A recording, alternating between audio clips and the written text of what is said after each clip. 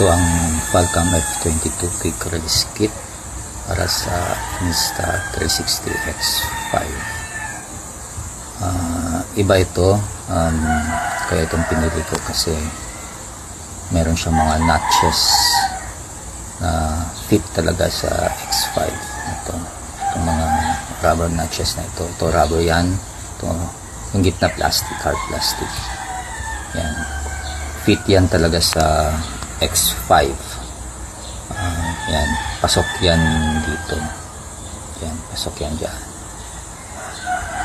Hindi siya katulad nung iba, katulad ng Hummingbird na quick release, kasi yung Hummingbird wala siyang notches eh.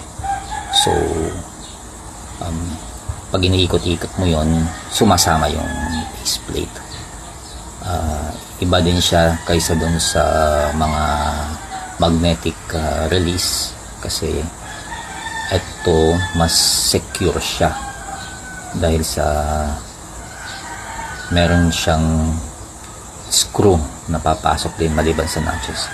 So bali ito ay parang pinagsama mo yung magnetic release, quick release, at saka yung convenience ng slide nung Hummingbird. So pinagsama mo siya. So pagdating sa stability, kita naman sigurado. Ayan, halimbawa kakabit natin ito dyan sa sa selfie stick. Makikita niyo kung gaano siya kadali at gaano siya ka-stable. Okay, isang slide mo lang, slide lang natin siya dyan. Okay, pag na-slide na yan, that's it. Tibay na yan. Yan, tibay na siya. Hindi mo na siya maalog. Dapat na dapat siya.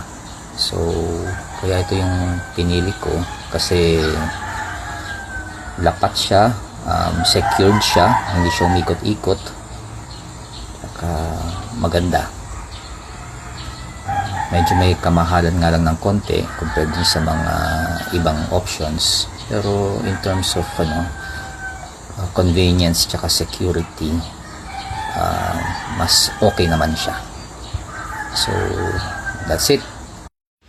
Kailangan mo lang ng mga dagdag na base pa para ikabit sa mga tripod, tapos sa harapan ng motor, ganun. Pero otherwise okay na yan.